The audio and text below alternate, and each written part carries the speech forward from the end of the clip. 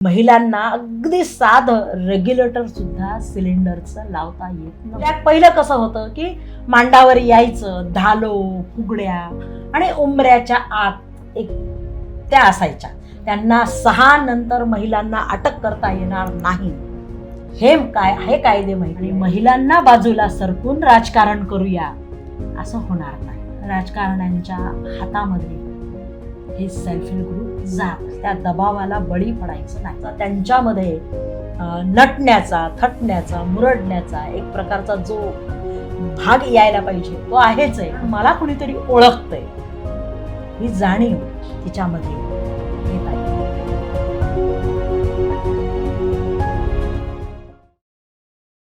नमस्कार, मी संघवी राजवर्धन. गोमंतक डिजिटलमध्ये आपल्या सगळ्यांचं मनापासून स्वागत.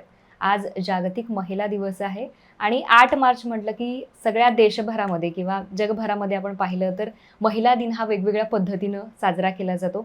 आज याच निमित्तानं आपल्यासोबत आहेत चित्रा क्षीरसागर, ज्या सामाजिक कार्यकर्त्या आहेत.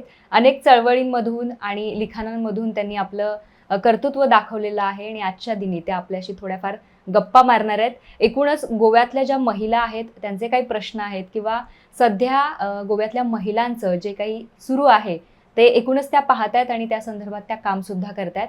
आपण त्यांच्याकडून या संदर्भातली एकदम थोडक्यात माहिती जाणून घेऊयात.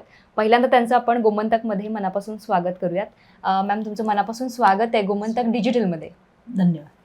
आज 8 मार्च आहे, जागतिक महिला दिन, आणि या दिवसाचं एक महत्त्व म्हणून आपण दरवर्षी त्याच दिवशी फार जनरली आपण पाहिलं तर लोक महत्त्व देतात या दिवसाला. पण हाच दिवस सोडून इतरचे जे दिवस आहेत ते सुद्धा त्याच पद्धतीनं आणि त्याच दमानं जर आपण सेलिब्रेट केले तर महिलांचा जो मान सन्मान, किंवा आपण म्हणतो की पुरुषांच्या बरोबरीनं खांद्याला खांदा लावून महिला आज काम करतायत, पण कुठेतरी अजून पाय मागे राहतोय असं सुद्धा वाटतंय. आणि बऱ्याच ठिकाणी ते आपल्याला जाणवतं सुद्धा, कारण आपण त्या क्षेत्रामध्ये काम करतोय. मी आता पत्रकार म्हणून काम करते आणि मॅडम आता बऱ्याच चळवळींमधून सामाजिक काम ते करतायत. काय अनुभव आहे तुमचे गोव्यातले? नमस्कार. सर्वात प्रथम 8 मार्च महिला दिनानिमित्त आपणा सर्वांना शुभेच्छा. महिलांना संदेश किंवा मार्गदर्शन असं काही नाही आहे, पण महिलांच्या चळवळीमध्ये गेली 25 वर्ष आम्ही कार्यरत आहोत आणि सेल्फ हेल्प ग्रुपच्या माध्यमातून जास्तीत जास्त जवळजवळ 170 सेल्फ हेल्प ग्रुप स्थापन केलेत, 45 महिला मंडळ स्थापन केलेत. फक्त स्थापन करणे हा उद्देश नव्हता, तर त्यामागे असा उद्देश होता की धालो, फुगडी यामध्ये न अडकता, ही आपली परंपरा आहेच आहे, हे जतन करणं आवश्यक आहे, ती करायलाच पाहिजे. परंतु ह्या व्यतिरिक्तही एक बाहेर जग आहे, ते जग महिलांनी पाहावं.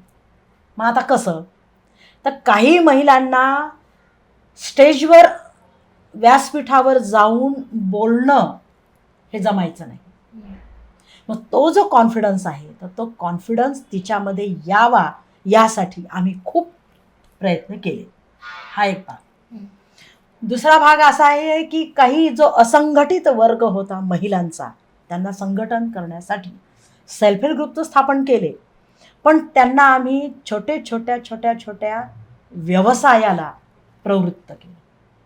कसं, तर आर्टिफिशियल ज्वेलरी त्याचा कोर्स देणे, बॅगा, जे ज्यूट बॅग आहे, कागदी बॅगा आहेत, रॅक्झिन बॅगा आहे, ह्या बॅगा तुम्ही शिका, त्यांना कोर्सेस दिले.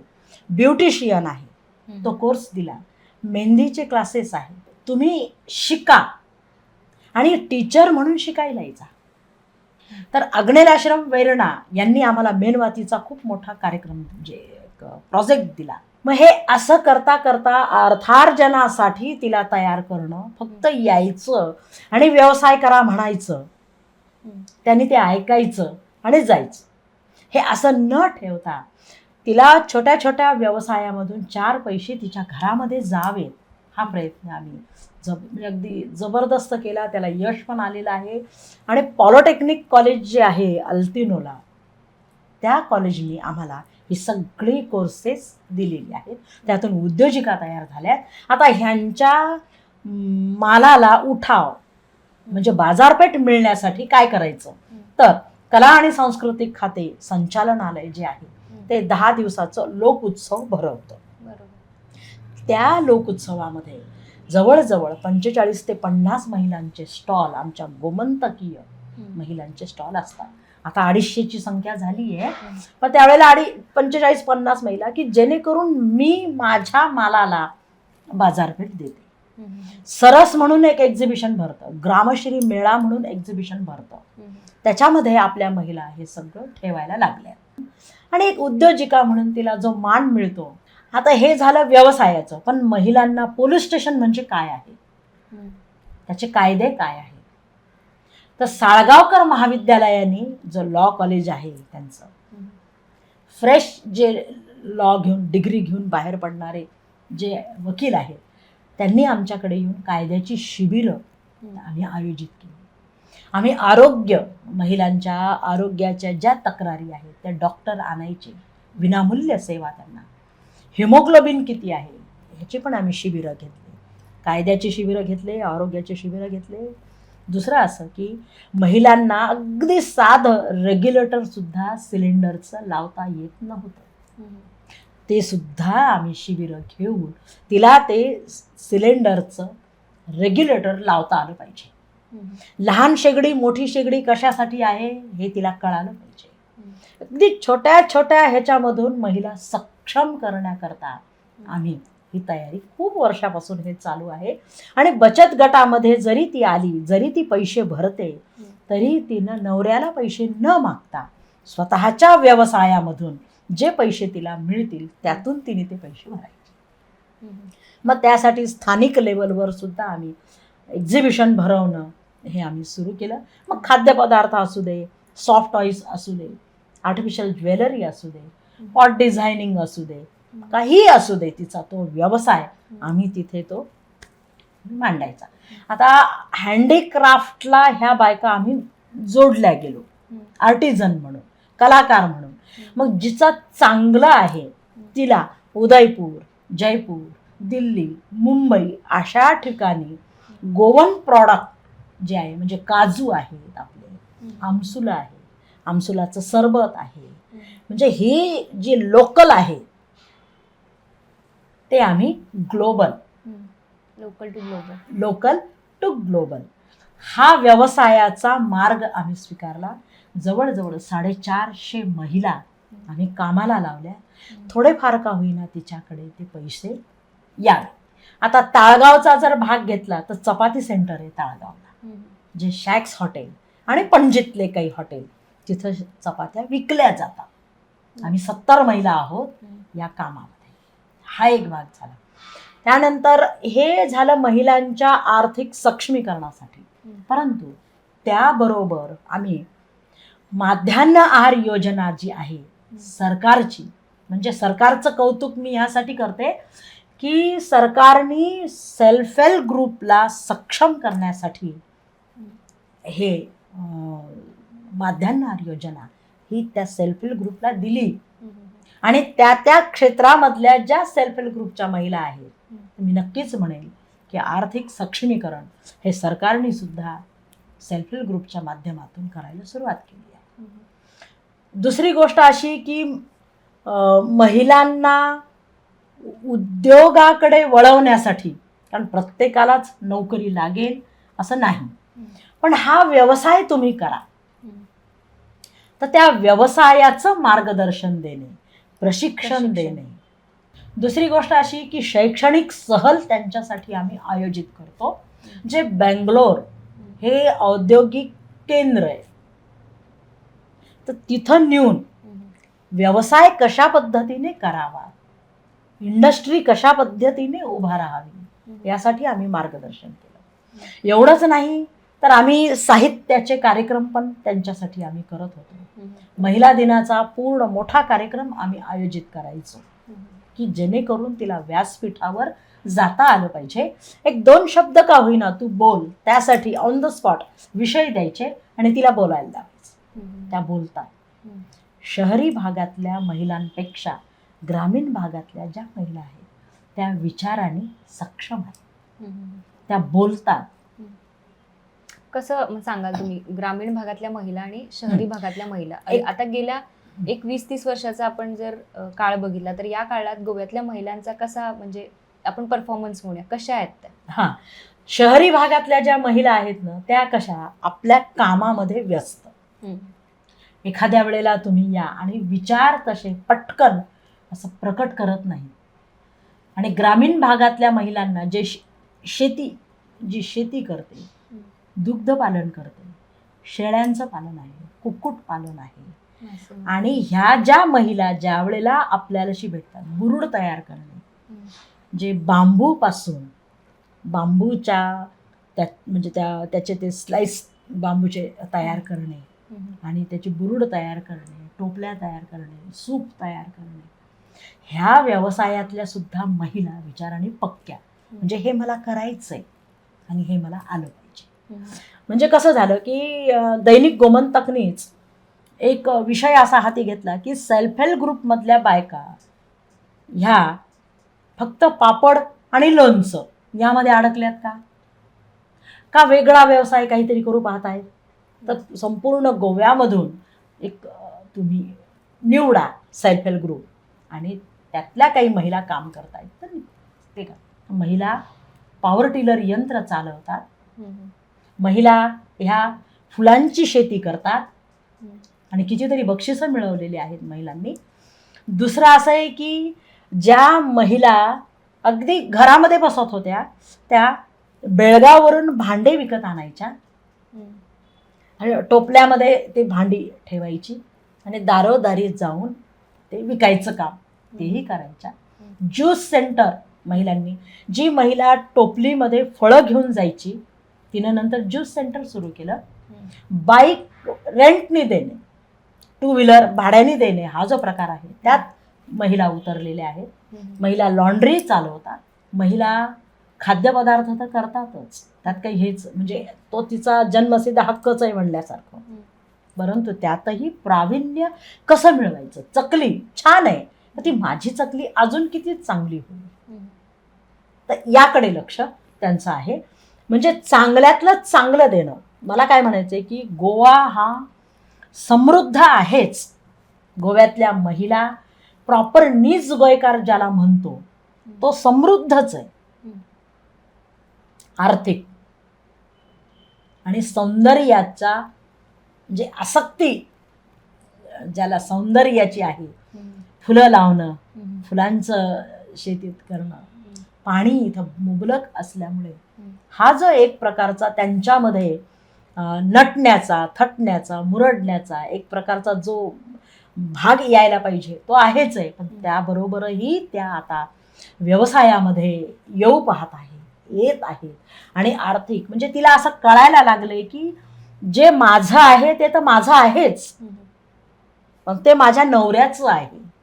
माझं काय, मी काय करायला पाहिजे. तर ह्या गोष्टी स्वची एक जाणीव, एक आत्मभान ज्याला म्हणतो की मला काय करायचंय, मला काय मिळवायचंय. मला 10 मिनिटं मिळतात का पेपर वाचायला, ती पेपर वाचते आता. तर पहिलं कसं होतं की मांडावर यायचं, धालो, फुगड्या आणि उंबऱ्याच्या आत एक त्या असायच्या.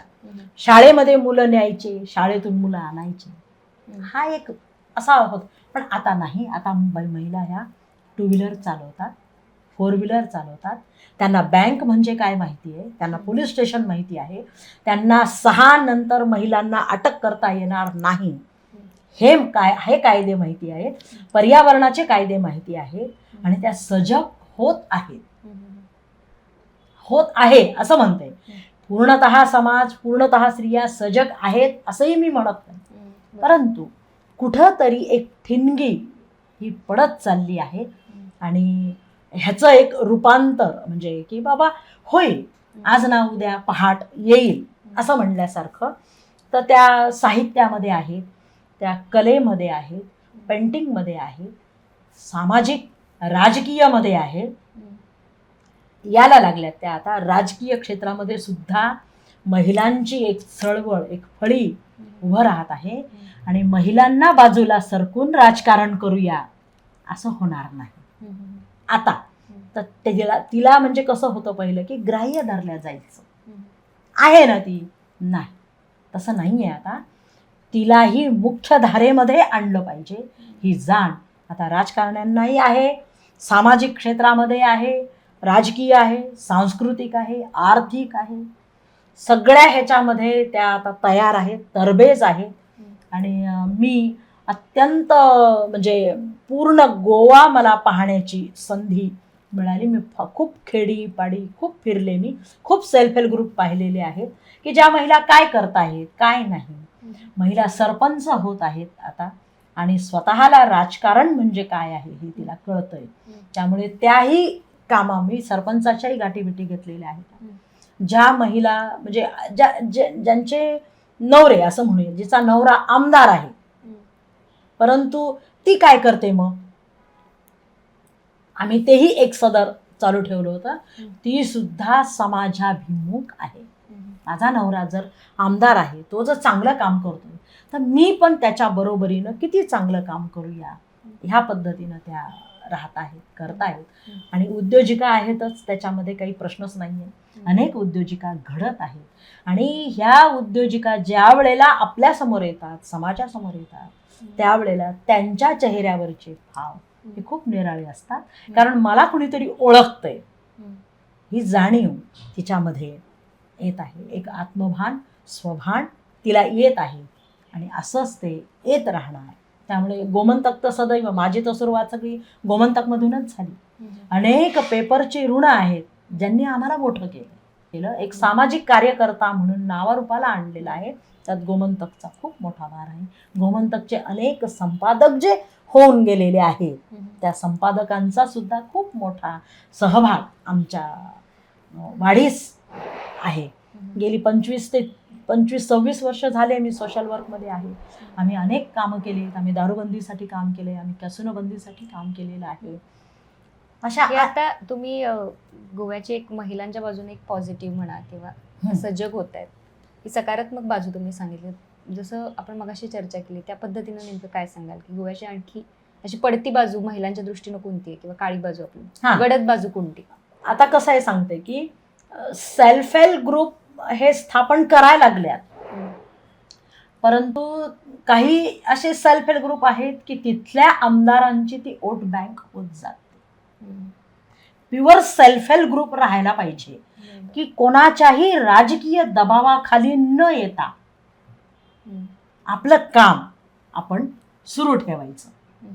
तर थोडासा हा धोका हा वाढत आहे की राजकारण्यांच्या हातामध्ये हे सेल्फ हेल्प ग्रुप जात आहे.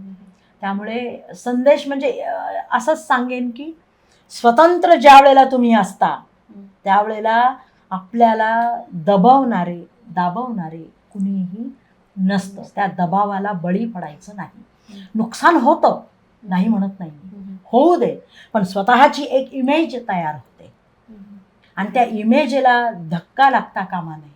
नुकसान झालं तरी चालेल, कारण सरकार दरबारी कुठंही नोंद राहत नाही, होत नाही आपली, कारण आपण दबत नाही, असं होतं. त्यामुळे खूप नुकसान होतं काही वेळेला, पण एक इमेज राहते की एक स्वतंत्र व्यक्तिमत्व तयार होत राहतं आपलं. आणि स्वतःची तत्व जी आहेत ती तत्व अशी घाण ठेवायची नाही, कोणाच्या दावणीला बांधायची नाही. तत्व संपली की तुम्ही संपता. तुमचं व्यक्तिमत्व कोलमडायला वेळ लागत नाही. म्हणून काही गोष्टी अशा आहेत की ज्या महिलांनीही पाळाव्यात. स्वतंत्र अस्तित्व आपलं तयार करावं की जेणेकरून आपल्याला लोकांनी बोलवावं. आपण लोकांच्या मागे लागायचं नाही, पण काम तितकंच पाहिजे आपलं. सामाजिक कार्य म्हणजे एक दोघांची मी नावं घेईल. संजीवनच्या ज्या कार्यकर्त्या म्हणजे कार्यकर्त्याच मी असं म्हणेन, आशाताई सावर्डेकर, त्यांचं संजीवन सामाजिक कार्य त्यांचं. मंगला वागळे ज्या हयात नाही आहेत पण हमारा स्कूल त्यांनी सुरू केलेलं आहे. आवडा वियेगास आहे असं मी म्हणेन. त्यानंतर दुसरं म्हणजे भारती बांदोडकर, त्यांनी खूप मोठा लढा त्यांनी दिलेला आहे. ह्या ज्या सामाजिक कार्यकर्त्या आहेत ह्या प्युअर कार्यकर्त्या आहेत. अमोल मोरजकरचं नाव मी जरूर घेईन, कारण अमोल मोरजकर प्रमोद साळगावकर यांचं सामाजिक कार्य पाहून आम्ही पुढं सरकलेलो आहोत. भारती प्रभुदेसाई म्हणून आहेत. तर ह्या ज्या त्या कालावधीमध्ये सबिना मार्टिन हिचं मी नाव जरूर घेईन की ती सुद्धा सोशल वर्कमध्ये अत्यंत अग्रेसिव्ह आहे, पुढे आहे. दीन दुबळ्या दुःख दारिद्र्य ज्या बायका अगदी आहेत त्यांच्यासाठी तिला काम केलं. दारूबंदीसाठी प्रचंड काम केलंय तिने, दारूबंदीसाठी. तर ते म्हणजे ह्या सगळ्या महिलांचं एकत्रीकरण म्हणजे खूप मोठं सामाजिक चळवळ खूप मोठ्या प्रमाणामध्ये चालत होती. पण आता असं म्हणावं लागेल, म्हणजे थोडंसं खंत व्यक्त करते की त्या सामाजिक चळवळीची एक धार होती, तर ती धार कुठंतरी बोथट झालेली आहे. पुन्हा एकदा ही चळवळ नव्या पिढीला घेऊन उभा टाकवावी असं म्हणते. आणि गोमंतकनी ही जी संधी दिली, आपण सर्वांनी डिजिटल सध्या युग आहे, ही जी संधी दिली तर त्या संधीला मी नमन करते, आभार मानते. तुम्ही आमची दखल घेतली. शेवट एवढा करेल की स्त्री शक्ती अभियान की असली उडान तो बाकी है. सगळं मिळालंय असं नाही आहे. स्त्री शक्ती अभियान की असली उड़ान तो बाकी है, अभी तो पूरा इम्तहान बाकी है. अभी तो नापी है मुट्ठी भर जमीन, आगे पूरा आसमान बाकी है. धन्यवाद.